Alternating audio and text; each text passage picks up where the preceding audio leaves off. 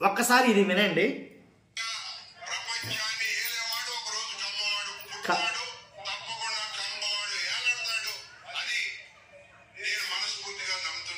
కమ్మవాడు ఏళ్తాడు.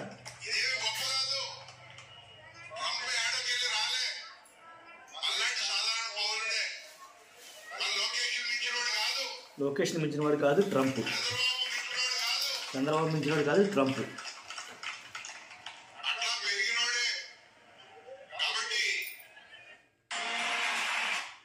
ఇది కమ్మవారు ఏర్పాటు చేసుకున్నటువంటి ఏదైతే ఏమంటారు వనభోజనాల్లో ఒక నాయకుడు మాట్లాడుతున్న మాటలేవి ఏంటంటే కమ్మవాడే వెళ్ళాలి, కమ్మవాడే అంటే ఇంకా ఏదైనా కానీ ఇక ఆయన మాట్లాడే మాటలు. ఫస్ట్ లైక్ చేయండి చెప్తాను, లైక్ చేస్తే ఎక్కువ మందికి ఇన్ఫర్మేషన్ షేర్ అవుతుంది. మాట్లాడబోయే ముందు మీరు లైక్ చేయండి, కొత్తగా మన ఛానల్ చూస్తే పక్కగా సబ్స్క్రైబ్ చేయండి, మీ అమూల్యమైన అభిప్రాయాన్ని కామెంట్ రూపంలో తెలియజేయండి.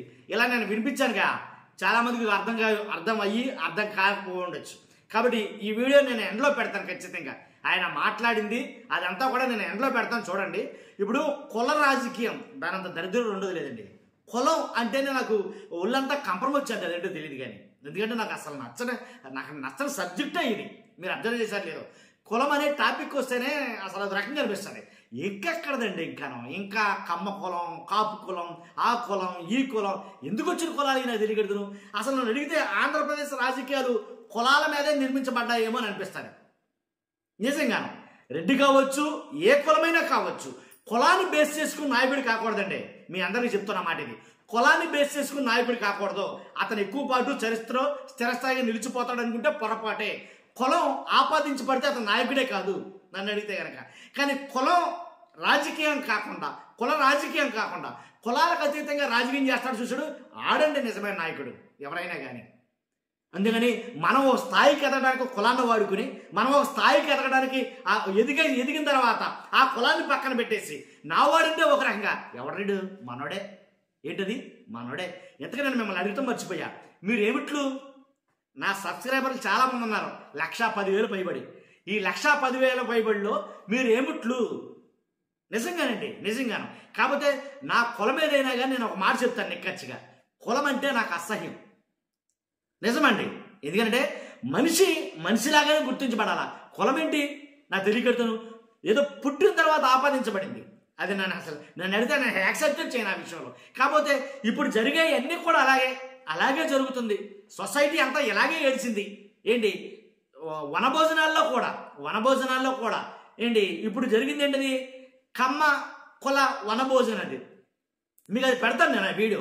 కాకపోతే నేను అనేది ఏంటంటే ఒకటండి, నీ కులం నీకు గొప్ప అయితే అయ్యి ఉండొచ్చు, ఎవడ కులం వాడు గొప్ప నేను కాదని అన్న కానీ కులాన్ని పక్కన పెట్టి చూడండి అసలైన సమాజం కనపడుద్ది. నేను చెప్తున్నాను అది. కులాన్ని పక్కన పెట్టి చూస్తే అసలైన సమాజం కనపడుద్ది. నేను ఒకసారి ఒక ఇంటికి అద్దెంటికి వెళ్తే మీరు ఏమిట్లో అడిగారు నన్ను. నేను పలానా అని చెప్పా, మీకు ఇవ్వమండి మీకు అద్దెకి మేము ఇల్లు ఇవ్వమండి అని అన్నారు. ఇంకెక్కడ బతుకుతున్నారా మీరు నాకు అనిపించింది నిజమే. నేను ఒక దళితుడిని, దాంట్లో ఎలాంటి డౌట్ లేదు. చెప్పండి, చాలా గర్వంగా ఫీల్ అవుతాను నిజంగా. అడిగితే అద్దె కోసం నేను వెళ్ళి అడిగితే, అద్దె కావాలని ఒక ఇంటికి వెళ్ళి అడిగితే ఇవ్వనన్నారు నిజంగా. ఇంకెక్కడండి నాకు తెలియకడతాను, అసలు ఎక్కడ ఉన్నామో నాకు అర్థం కావట్లేదు. అసలు ఈ దరిద్రం, ఈ కుల జాడ్యం ఎప్పుడు అంతరించిపోతుందో తెలియదు, కానీ అప్పుడు సమాజం బాగుంటుందేమో అనిపిస్తుంది. కులం అనేది రాజకీయం లేకుండా, కులం అనేది దాని మీద రాకుండా చేస్తే కనుక ప్యూరిటీ, స్వచ్ఛమైన రాజకీయం అయితే వస్తుందేమో. కులాలకు అతీతంగా ఎదిగిన నాయకుడే స్వచ్ఛమైన నాయకుడు అవుతాడని నా అభిప్రాయం. నిజంగా నేను చాలా చూశానండి. అసలు అందుగురించే ఈ టాపిక్ మాట్లాడాలంటే నాకు ఎక్కడ లేని ఇరిటేషన్ వచ్చేది, అదేంటో తెలియదు. కులం అనేసరికి అంటే మనం మామూలు కాదనమాట. 4 కాళ్ళు 4 చేతులు 4 తలతో పడతారా? లేదుగా. ఆడుగుండి అయ్యో నీకయ్యే ఉంటాయిగా. అంటే వాళ్ళే ఏలాలా రాష్ట్రాన్ని, వాళ్ళే రాష్ట్రంలో నాయకులుగా ఉండాలా, ఇంక ఏ కులపడు నాయకులుగా ఉండకూడదా? ఆయన ఉద్దేశం నాకు అర్థం కదా. ఒకవేళ మంచిగా మాట్లాడుంటే వేరే, నేను మాట్లాడేది మీకు అర్థమవుతుంది అనుకుంటా. ఆ విషయాన్ని పక్కన పెట్టేస్తా కనుక. కాబట్టి కుల రాజకీయాలు ఎక్కువైపోయారండి. రానున్న రోజుల్లో ఉన్న భవిష్యత్ తరాల్లో అయినా సరే ఒక కాలం అనేది నేను చూడకుండా ఉండాలి. క్యాస్ట్ అప్లికేషన్లో ఆ క్యాస్ట్ అనే కాలం లేకుండా ఉండాలి అనేది నా ఆశ ఖచ్చితంగా. దానికి నేను ఎప్పుడు కూడా ఆ విషయంలో మాత్రం 100% సపోర్ట్ చేస్తాను అలాంటివి వస్తే కనుక. కాబట్టి మీ అభిప్రాయం ఏంటో ఖచ్చితంగా కామెంట్ రూపంలో తెలియజేయండి. ఎవరిని నేను తప్పుగా మాట్లాడాలని, ఏ కులాన్ని కించపరచాలని ఉద్దేశం అది కాదు.